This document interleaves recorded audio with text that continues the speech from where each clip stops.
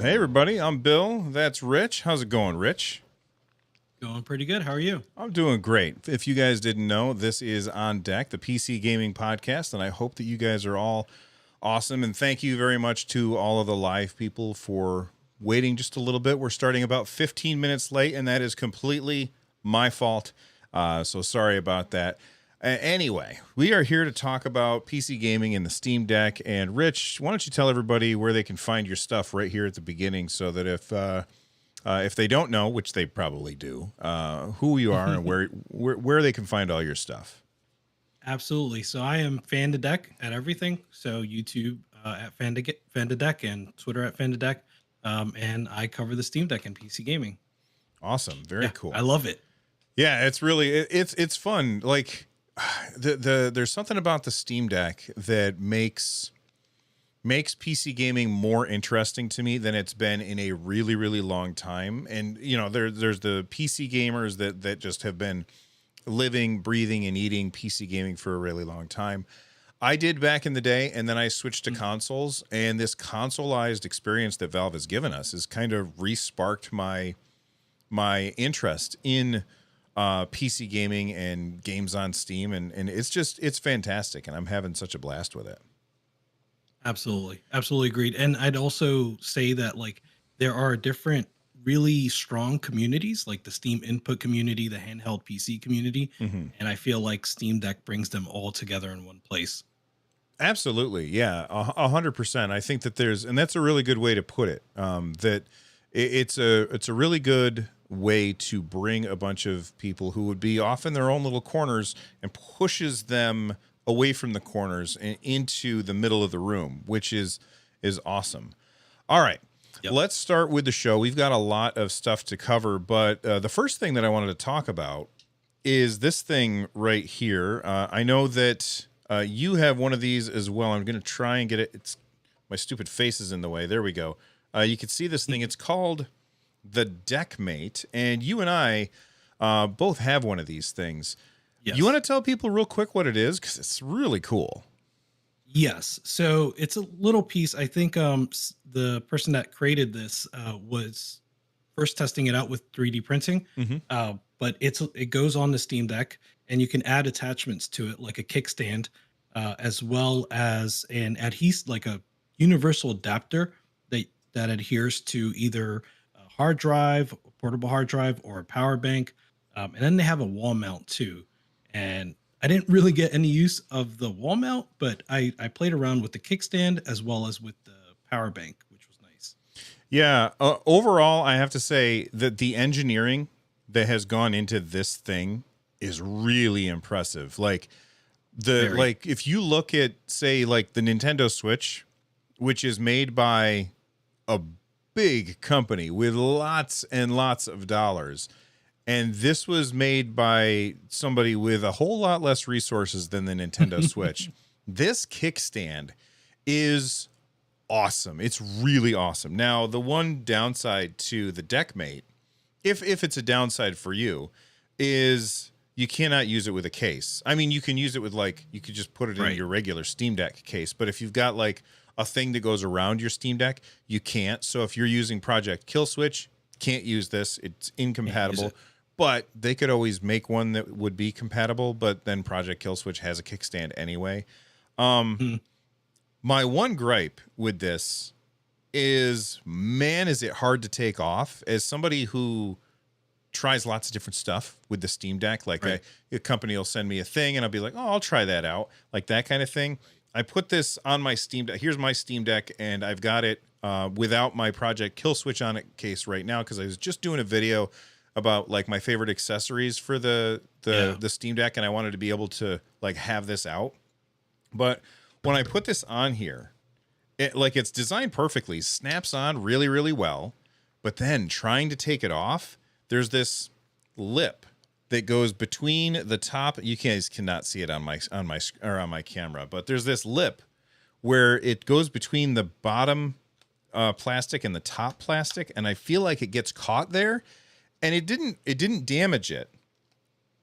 But man, getting it past that is tough, and it makes like a sound that's like, ooh, I don't like that sound that I just heard. And I looked and I inspected. I was like, okay, I didn't do any damage to it, but that scared me. But this thing, even if I don't use it for anything else, this is going to be sitting on my desk forever because it is just so fidgety and nice. It's got like really, really nice spring-loaded design to it where you can just kind of squeeze it and then you can fold the kickstand back and forth. This is a fantastic kickstand, and the people who designed this did a great job. All the other stuff that's in it, I don't really care about that, but that kickstand is fantastic. So that's the Deckmate. Go ahead. Do you find yourself needing extra battery life at all? Even if I did, I wouldn't like strap a battery to my, I understand that people might want to strap their battery to the Steam Deck. I'm not that guy. Like, I'll play it, and if it dies, I'll plug it in and either play with it plugged in, or I'll just set it down and go do something else. Do you find yourself playing on the Steam Deck for like hours upon hours upon hours at a time? No, not so. I did take a flight recently, and it was an issue there. But generally speaking, I play for an hour to 2 hours max at a time. Mm-hmm. Yeah, and same here. And so, like, I totally get everybody complaining about the battery life of the Steam Deck.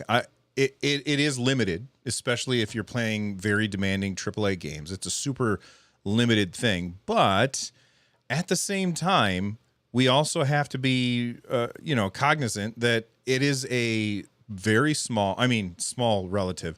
It's a small portable device that's playing these games that are, PS4 and Xbox One level games, and it's playing them for a couple of hours. I personally think that that's impressive, and I wouldn't want the deck to be any heavier than it already is. And if you added a battery, like, yeah, you can, like, the Deckmate comes with all this extra stuff, and I could stick a battery on that and then bring it with me, but I wouldn't want to have to hold it with the extra weight of the battery in my hands. That would be rough. Did you have to use that at all on the flight? Because I know that you traveled recently. Yeah, so I didn't have to use it, thankfully. I mean, everywhere I went, even on the plane, there was an outlet, so I was fine the whole time. And I said this in a video, like in my accessories video before the Steam Deck came out. Mm-hmm. I wondered, how much use I would get out of a battery pack. And I have used it from time to time, but generally speaking, even on the plane, I didn't need it, I would say. Yeah, this is the battery pack, and this is in my video for my favorite accessories, but this is the battery pack that I'm using. I didn't see yours yet. Yep. But this one is a 65 watt, 20,000 milliamp hour battery pack. It has a little window on it that tells you how much charge it has left. Right now it's at 100% because I haven't used it recently. This thing's great. And if you need to charge your Steam Deck, it can do that, but it doesn't, like, I don't get the low power warning or anything like that. So that's awesome. Right. But honestly, this would be more for use for, like, if I'm traveling and we're like using GPS and stuff, like if my wife and I went to, say, New York City or something like that, that we would bring this to charge our phones, which would be much more likely for me. I know that I'm kind of weird. I don't use the Steam Deck outside of my house very often. Like, I use it on the couch. I use it on the couch downstairs. But I don't really take it places because if I'm going somewhere, I'm busy doing real life stuff. And I know that's a weird thing. No, same here for me. When I like you, I'm playing it on the couch. I'm playing it in bed before going to sleep. But I'm not really taking it out with me. I'm not, like you said, when I'm outside, I'm just doing real life stuff. Mm-hmm. But there's a lot of people out there who do take it with them and they use it all the time in portable situations. And so an extra battery would be huge for them. And that's the one that I recommend. Make sure you check out my video and Rich's video about the accessories that we use. Is that the battery you used? Because I saw you nodding as soon as I picked it up. Yes. Basis. Yeah. Is that the one? I don't know. I have no idea how to say it, but yes. Yes, that's the one I'm using. Yeah, it's really nice, and it's not too heavy. You can throw it in your bag and not really need to worry about it. It'll charge your Steam Deck, I think, like 1.5 times or something like that. But I think it's awesome. Like Matias Fernandez Martinez, hopefully I didn't butcher your name, man. I apologize if I did. They said, I use it in public transport. Yeah, I mean, if you, like, For sure. I was late to the show because I was picking up my son from his sports practice, right? And like it's a minute away. So I don't have to worry about public transport. Like I don't go very far in my day-to-day life. If I was somebody who like lived in New York City or like a big city and I had to like sit on a bus or a train or something like that, then the Steam Deck would get a whole lot more use from me in those situations. But right now I just use it at home. And speaking of using the Steam Deck, well, let's talk about the games that we've been playing. Why don't you start us off? You've been playing a game called Cultic. I've never heard of this. Yes. Okay, Cultic is awesome. Do you like old school first person shooters? Hell yes. All right, good. So this is right up that alley. So this is by 3D Realms. They're the publisher, and That's there a was a little bit familiar of a that's a familiar name to old people like me. Absolutely. So there was a controversy earlier this month with a game called Scorn, which people thought was going to be a great shooter, looked like it had great shooter mechanics, but also had some horror atmosphere. And it kind of turned out the opposite, where it was meant to be a story rich game and it had really, really good horror atmosphere, but the shooting mechanics were pretty light.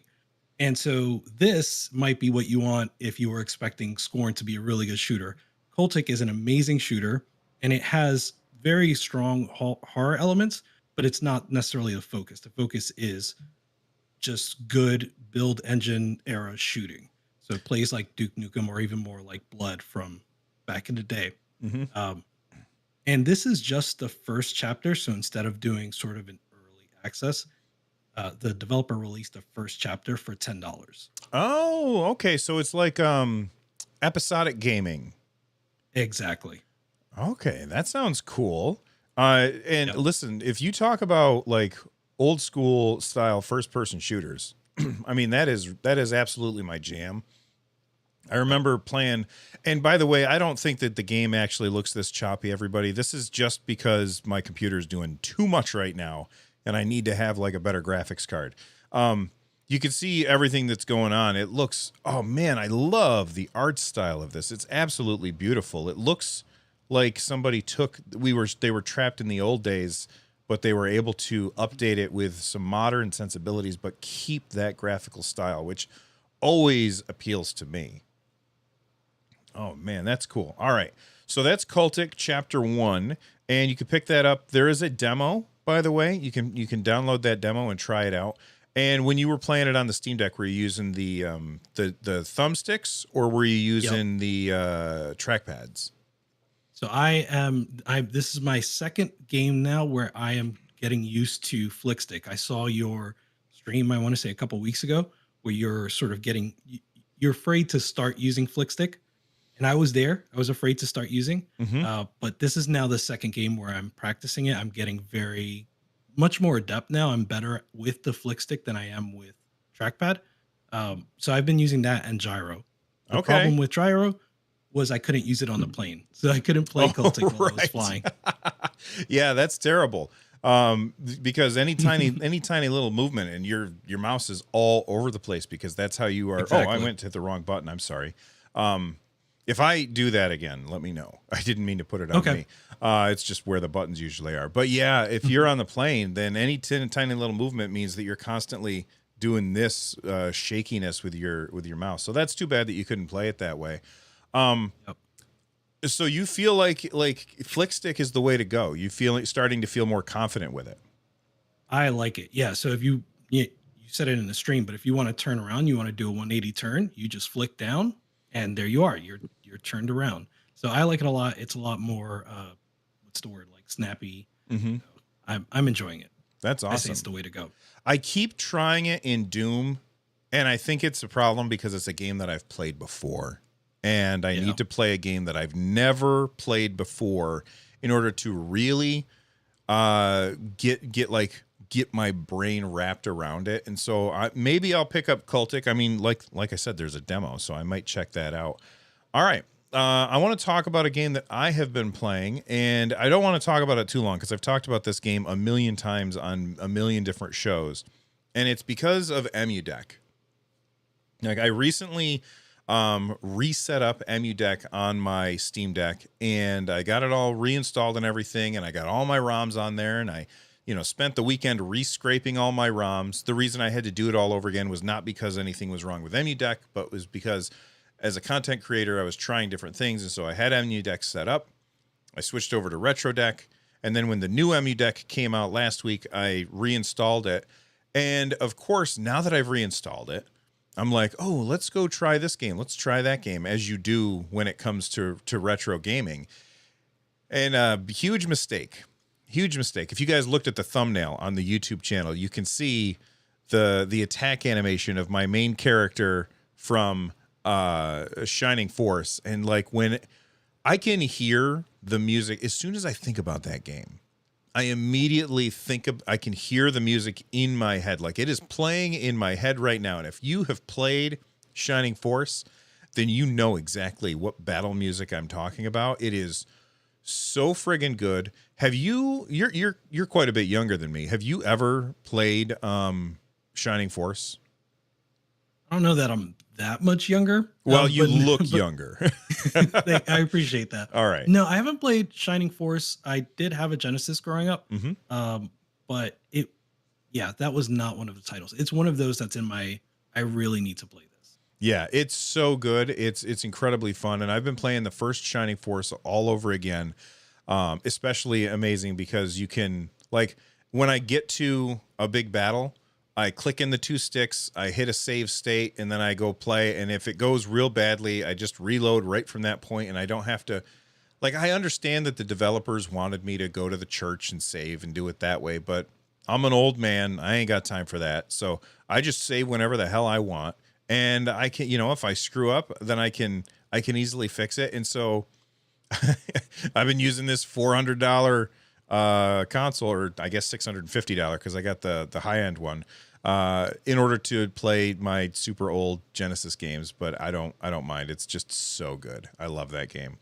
All right, let's talk about a game that we go ahead. One thing for you for EmuDeck, if you want to even faster do a save state, I think you can do it with holding select and pressing R1. You can, and I don't like doing that. And here's the reason why I don't like doing that, because I always think, okay, which one was it? Was it this one or that one, which loads a state? Right. And I have overwritten a save state by accident by doing that button combo. And I was like, oh no, now I'm screwed. Like I meant to load a state and I just saved a state where the boss just killed me.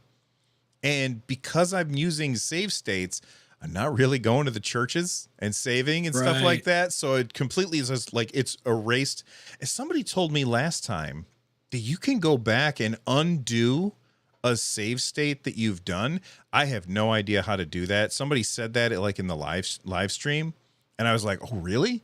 But I haven't looked into how to do that. But yeah, I don't like to do that. I like to click in and use the menu, or what I'll probably end up doing is set up like my left trackpad to be like a menu that I can bring up and do save and load that way. But I will say this, Shining Force is a game that does not respect your time. And there's a whole lot of yep. And if you want to like get through that stuff fast because you already know the story and that kind of stuff, the fast forward is just chef's kiss. Like it's so good. I love that stuff. So EmuDeck is fantastic. Retro gaming on the Steam Deck, it's just in general is fantastic. But I'm not doing that. That's too risky for me, Rich. I get it. you only need to get burned once, and then that's it.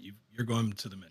Yeah, I'm with you. Absolutely. All right. Let's talk about a game that we've both played, and that is Golf Club Wasteland. I had never heard of this, and it was like really cheap, I think on Fanatical at some point, which we'll talk about Fanatical in a minute. And I ended up picking it up, and it's like, boy, I don't even know if I would describe it as a game. Why don't you tell people about it real quick?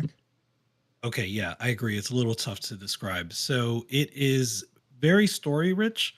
And in that way that you can even play it without like a par, you can just golf indefinitely, or as many strokes as you need to get to the hole.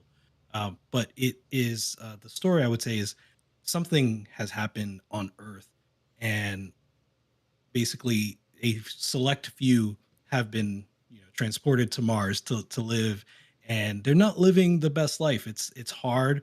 You only get 30 seconds to shower. You're drinking urine water that's been distilled, and it's talking through. I guess the story is a little bit like BioShock, right? Like Hmm. what happens when it's, I don't know, how would you describe, I guess, the organization or the like politics around that? Yeah, yeah. I'm not sure. I'm not as far as you into the game. I've only played a little bit, and I was like, this is really. I can totally understand how people could sit and play this for like hours and hours and hours, but then I got distracted by something else. The visuals are Yes. striking. Like when you play this game, you're like, wow, that's really cool. I love the way it looks. And you're right. Yeah, you can play without like par or anything. So the story is kind of escaped, like it's lost on me because I haven't really spent much time in it. But the time that I have played, the golf aspect of it is really interesting. And there's like no losing. You could just keep playing. It's so weird. Yeah, I think it's, like I said, to focus on the story, Hmm. just human life being wiped out, and what it means for only the ultra rich to survive. Right. And Um, then you come back to Earth to go golfing in your spacesuit yes. with a jetpack. Yes, exactly. Yep. Yeah. It's a really interesting game and I like it. I don't know if I'm going to go back to it. Uh Not because it's not good, but it just didn't hold my attention. And that's really more of like a Bill problem than anything else because I have like zero attention span. So like when I was playing, I was like, oh, this is really cool. Okay, I'm going to go do something else. And I never picked it back up again. I like it. I would recommend it. It's a short game if you're doing sort of the no par thing. Hmm. If you are doing it sort of normal mode, it takes a while to get all of the goals, but otherwise it can be like a 3 hour game, I'd say. Yeah, and I didn't play it even for that long, long enough to think that I would rather be playing Curse to Golf. Not because this is bad, but because I just like Yeah. the aesthetic of Curse to Golf so much more. Although that game, I still have yet to beat the first boss because I just keep losing over and over. And it's not that he's so much better than me; it's that like I'll be just kicking his tail and then I will just hit the ball into the water over and over and over again, and then he'll slowly catch up and pass me, and I'll be like, "Man, that game is so frustrating." I've only played a little bit, but I've heard it's very, very challenging. It is, but it's super fun, and I love the music, and I love. I mean, 16-bit art style to me is always like you get my attention real fast that way, and I don't even know why. I know that there's a nostalgia factor there, but it's just so good. Anyway, let's move on to deals on deck, and this is where we usually talk about a deal that you can find. And I was in a rush, so I forgot to put this in the actual description. But at the end of the show, after the show, I will put this in the description so people can use it. But this is the Fanatical Heroic bundle. And there's a couple of really good games in here. One of the games I talked about last week, I talked about it extensively, is this roguelite. Yeah, I'm going to say roguelite. Fury Unleashed. And I talked about that a bunch last week, and that is included in this bundle. So the way that these bundles work is you pay $5 or whatever, and you get all of these games. Now, sometimes on Fanatical, they're like, pick the games that you want, and that doesn't look like it. That's the case with this particular one. But it has Fury Unleashed, The Big Con, Wife Quest, which I don't know anything about that. Virtuaverse, which I don't know anything about that. New and Tasty, Oddworld, Oddworld Stranger's Wrath, Rogue Heroes, Main Assembly, Rage and Peace, and The Swindle. You get all those games. I would get this just for Fury Unleashed, knowing nothing about most of those other games. Fury Unleashed is awesome for $5, and you get all this other stuff. Have you played any of these, Rich? Any of these jump out at you as awesome? I've played New and Tasty, Abe's Odyssey. It's really, really good. Is that the I was a big side-scrolling fan one, of or the is that? original. It's the first one remade for kind of modern sensibilities. Oh, okay. All right. So that's like from behind, like a 3D camera kind of thing, not the side scrolling one. No, it is side scrolling. Oh, it is. So Okay. have you played the original, the side scrolling one? So I have no idea if I've played the original or not. I played an Oddworld game, but I don't know which Oddworld game that I played, if that makes sense. Okay. So this one this is probably a lot of them because I think I've only played this one really. But this one you're saving other people of your species or other beings of your species from being like, made into food basically. Mm-hmm. Awesome. I love the art style. It's really, really good. Especially those I like a lot side scrollers that have like that they're 3D games, but told from the side scrolling perspective. I always love that as an art style. This looks really, really pretty, and they have all new cutscenes and stuff, which is cool. And I really like the animation for like the way that Abe moves in the game. I like that a lot. So for $5, I promise I will get you use the code in the description after the show because I screwed up and should have had that there, but you can get that and Fury Unleashed for $5, and then all these other games that may or may not be awesome. I think that's worth it, and you don't have to rush and do it right now because it's on sale for another 18 days before we have to worry about that. All right, are you ready to talk about patch notes? Let's do it. All right.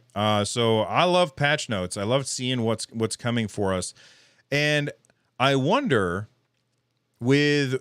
Usually we talk about the Steam Deck clients and updates there. This is going to be talking about Steam on the desktop getting an update, and it's a big update in my opinion. And let's talk about this. So let me bring these up on screen. Here we go. It says the Steam client beta has been updated with the following changes. There's a bunch of stuff there, and then Steam input. Updated the desktop version of the controller configurator to use the new interface rather than the big picture version. This includes a visual update to the UI, more accessible terminology, improved visualization of dead zones, and a new interface setting up virtual menus with previews in the UI. And then the other stuff is just more stuff that's not nearly as interesting. But this thing right here, do you think, Rich?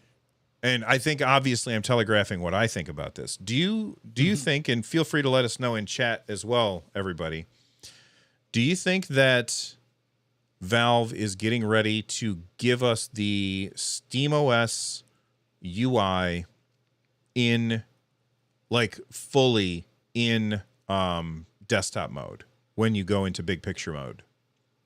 That's tough. I think this is very much in line with what Valve does, which is a bit at a time, right? And they'll do it based on what they think is prioritized. So for some reason, and I think really the controller configurator, when I say for some reason, I think that reason is because they've added features that just do not exist in the desktop version, including some of those visualizations for the dead zones. And so I think this became a huge priority for them to move over to the desktop. And I think that they'll continue to do this where they will move things over piecemeal, but also they have other priorities as well. So for me, there's no telling when they will end and we will have this version of Steam on the desktop. Now, I do think, okay, so I guess I need to clarify just a little bit. I don't think that they're going to replace the interface that we all are used to on, say, like the just desktop Steam. But in big picture mode, I think that they will replace, because big picture mode, when it came out, I was like, oh, I am a fan of this. But then I started like seeing things like, I don't like the way that this does. I don't like the way that does. Using the Steam Deck, that user interface is so much better than the old big picture mode. And I think that Valve, if they bring this one piece, it just makes sense for them to bring almost everything else over and just replace big picture mode, which we know that they said they were going to do eventually. Right. Valve has over and over surprised me at how fast they move. Like, you're sitting there and they're like, for example, when we saw the beta for for when they fixed the docking issues that we were running into, and that was like in preview mode. I was like, okay, well, it's in preview mode. How long is it going to be in preview mode? Oh, a week. It was like, are you kidding me? Like, holy cow, they move so fast. And so I think that we're going to start seeing that stuff much faster. Oh, Cobra in chat just said something really impressive or interesting. The performance overlay on desktop Steam client. I don't know enough about the performance overlay to say whether or not that's possible. That would be a game changer for me personally, because it allows you as the end user to say, okay, I'm going to change this setting. How is this affecting how my game's running? Because I don't know what MIP mapping does and all this other like, I don't know that stuff. I just say, all right, I'm play the game, and it's low frame rate. Okay, I'll lower the resolution. Maybe that's going to fix it. I'll lower the, like, I don't know what to do. When you get that exact, like that frame timeline, that tells you exactly what you need to know. So that's huge. What do you think, Rich? I agree. This would be clutch. And I've used RTSS Revo Tuner, and what's the other one? There's a companion, hardware info, HW info. Mm-hmm. So those two apps on Windows you use together to get a performance overlay, and it's too much work for me. Like this, right. Just being able to hit a button on Steam and turn on the overlay, I love it. Absolutely. Yeah. I think so. And I feel like Valve is, somebody said this in our community Discord. They said something along the lines of, do you think we're going to see, they called them Steam boxes, but I think what they meant was Steam machines again. Yeah. I don't know if Valve is going to ship a console, but this is what they would do if they were going to ship a console, is they would do that kind of thing, so that when you sit down and use your system, and it would just be a Linux PC, you know, if you sat down and used it, you would have that information so you could easily change it, and it would be that same thing. I feel like that's the direction that Valve's moving, but I don't have anything to back it up. Yep. And I agree with you. I don't know if they'll make a console, but they've played around with it, and there are a few reportedly there are a few Steam consoles that they've made prototypes in their office. Oh, okay. So you're not talking about the Steam machines where they were just licensing the name. Correct. Oh, okay. It's Valve made, but they're prototypes. So, maybe we'll see them in a few years. Maybe we'll never see them. Right. Or maybe this is that thing that they decided, you know what, let's just make it handheld. And maybe the Switch was really popular and they said, that box that we got sitting in Gabe's office, let's turn that into a handheld and ship that. And so maybe we'll never see this in a box. And they said, oh, we'll do a dock and then we're done with it. They don't have to build a box. But at the same time, you could get something just as powerful as this without a screen, without a battery, for a lot cheaper than this. And people could use that to play games on. And if it played the same games as this, that would be really compelling. Very tempting. What was that? I couldn't hear you. I said very tempting. Oh, absolutely. Somebody in chat says Steam Controller 2 would be neat, but you also could use the Steam Deck itself as a controller for your PC. I mean, I've tried that. I don't like the way that works, and I don't like holding this if I'm not looking at the screen. Like, I would prefer to have it be a separate controller. Do you think were you a Steam controller guy, Rich?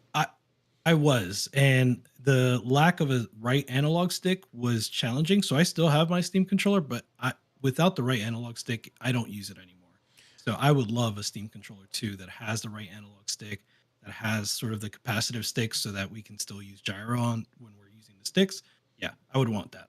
And honestly, in my opinion, like, that is the only reason that, like, the lack of a D-pad and a stick is the failure of the Steam controller. Of course, the lawsuit on top of that. But the fact that it didn't have those things scared people away. Like, they were like looking at that thing and they said, I don't know how that's going to work. Like, I can't get used to playing a game without a stick. Are you crazy? That's never going to work. And then they wouldn't try it.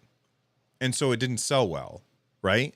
And then you combine that with the fact that they got sued. So then they were just like, screw it. We'll sell them all at $5 a piece. And I've got two of them.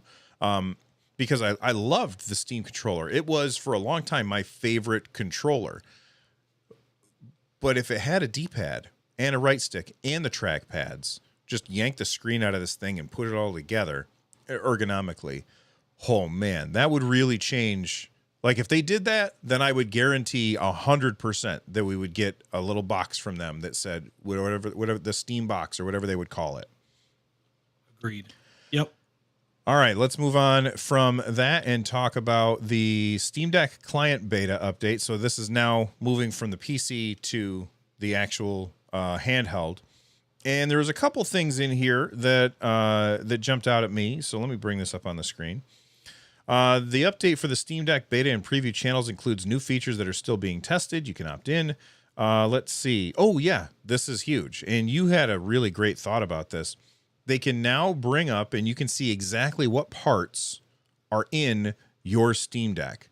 So whatever Steam Deck you have, if you are in this beta or preview update, or essentially later, I'm sure that it'll make its way to stable probably tomorrow. If you look, you can see exactly what parts are in your Steam Deck, and it lists off a few of them. What was the thing that you added to the show notes about this? Because I was like, oh, I never even thought of that. So I'm wondering if the D-brand magnet versus fan issue caused them to either make this update or maybe they had it in the backlog and they were like, let's get it out as soon as possible. Because the only way that you could tell if you had the Delta or the Huang fan before this was you had to open up the Steam Deck. And I know a few people that opened it up just to see which fan they had.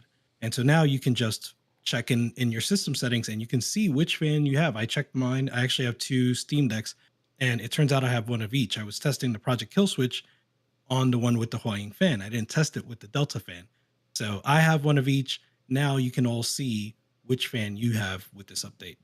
Yeah, and so it shows you the thermal module, the fan, the speaker module, the power supply, which SSD you have, which LCD you have, what thumbstick assembly you have, on both sides, your controller board, and what RAM you have.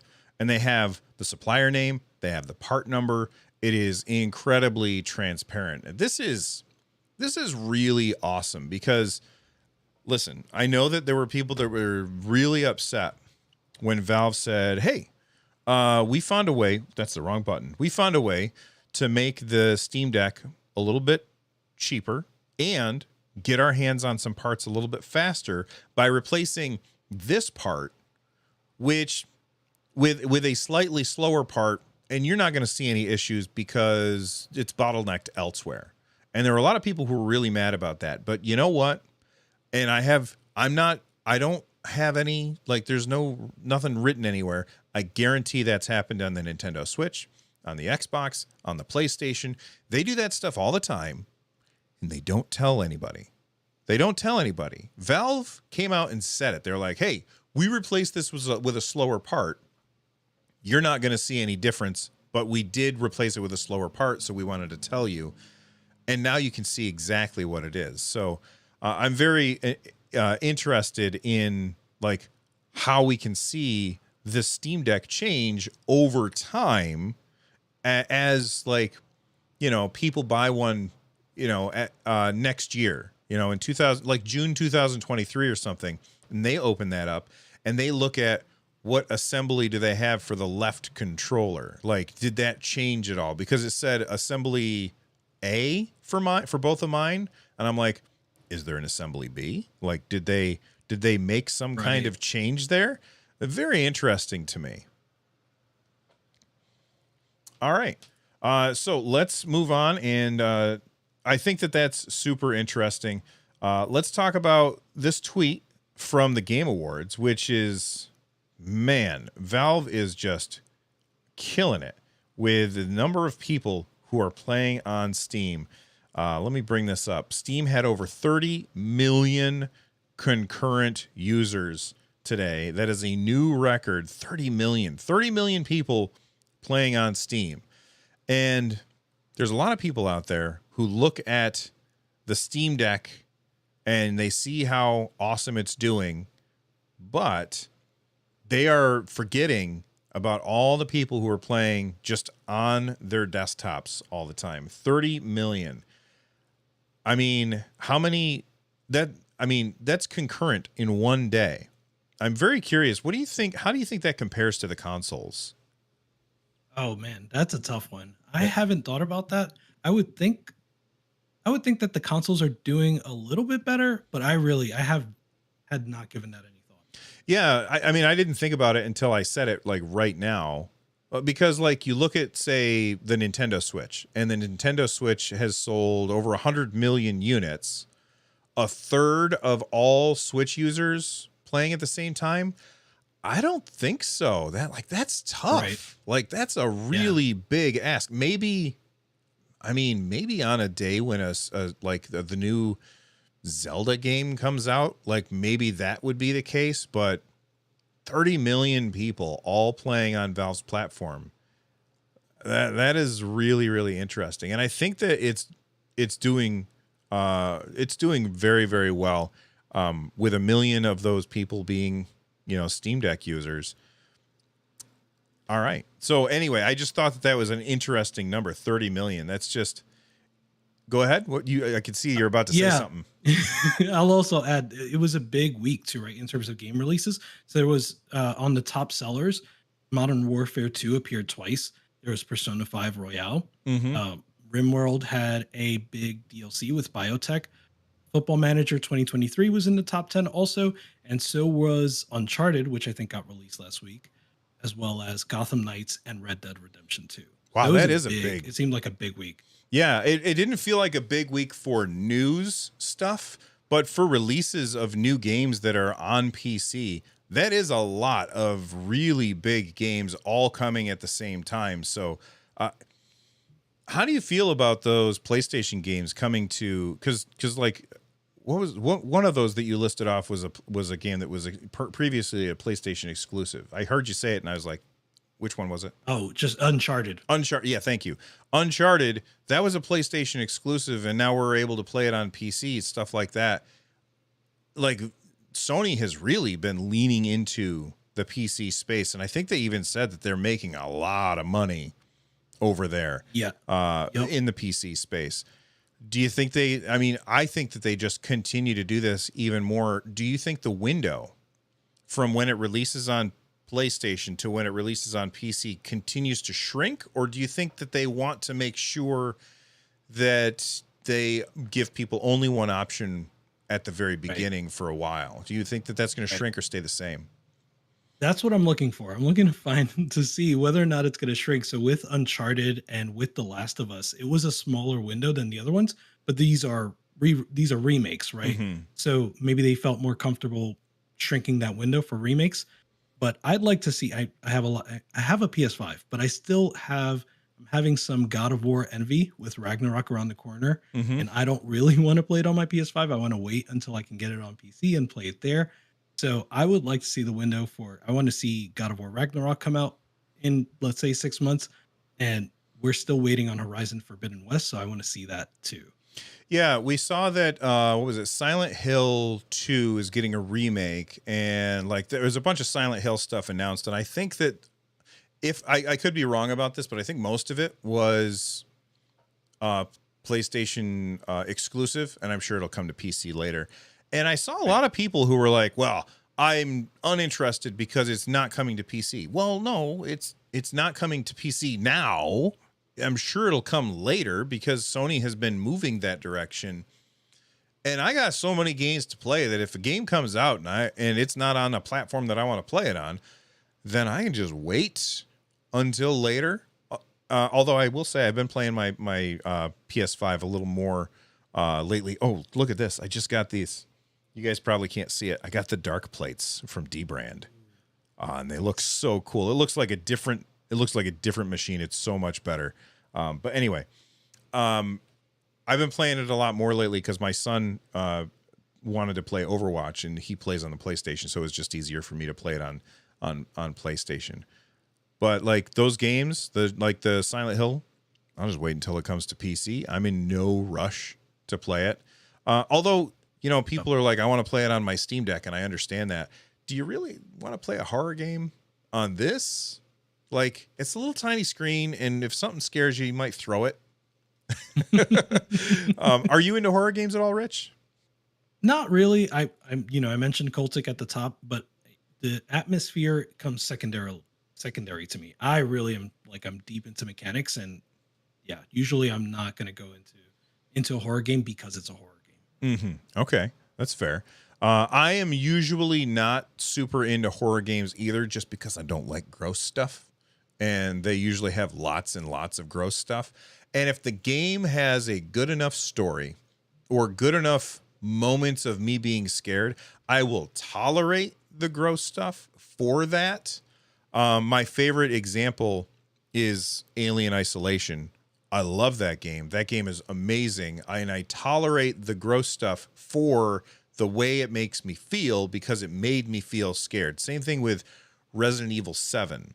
When I played Resident Evil 7, and if you have not played Resident Evil 7, like, cover your ears for 15 seconds. But the moment when you get your arm chopped off with the chainsaw, I was like literally, I leaned. I'm not gonna do it now because I got a microphone, but I leaned like way back in my chair, and I was like, oh, I was freaking out. It was so crazy.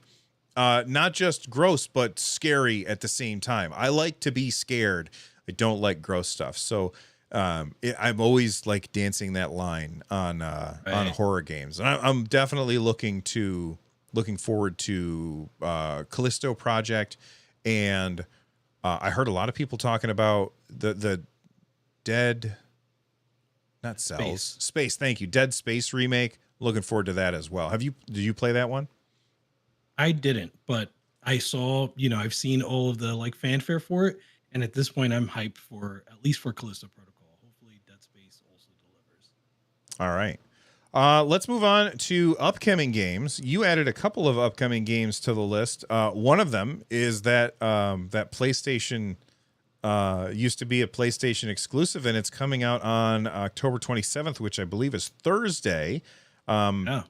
Yeah, it is Thursday. I know that because I'm going to go see Whose Line Is It Anyway on that day. I'm very excited for that. That is awesome. Yeah, I'm super hyped for that. I love that show. Anyway, Sackboy: A Big Adventure. Now, I have to admit, I have never once played any of the Sackboy games.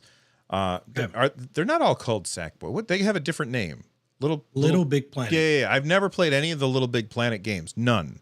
Zero. Zilch. Yep. Why do I want to play this? Tell me. I got you. All right. I got you. So let me even say that if you have played Little Big Planet and you don't like Little Big Planet, this is different. This is a spin-off. Sackboy is the star, and this time it's a Super Mario 3D World style game. So it's got this isometric view, but it's a platformer through and through. I would say it's even better than Super Mario 3D World, for my 2 cents. But that's what it is. It's a platformer with an isometric view. There's some collectibles and things like that. But I had fun with it the whole way through. And also it's co-op. So if you want to play with one of your kids or something like that, it's perfect. All right, that's awesome. Yeah, and it looks very cool. So it's side scrolling, right? It's not. Is it side scrolling?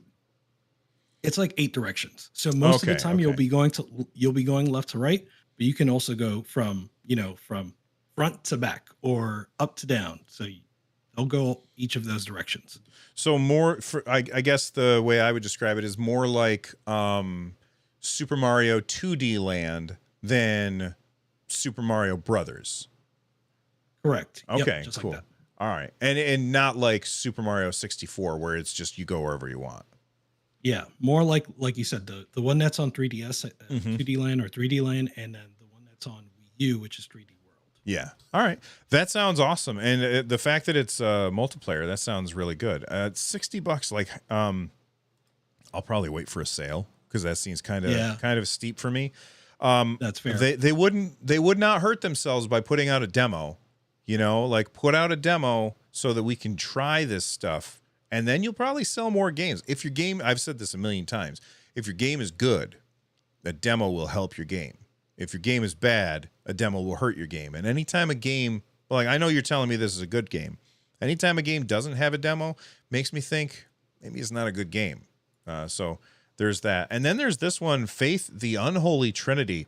I almost feel like this is a horror game that I would have played, but like on my Commodore 64. Like I love the art palette to this is fantastic.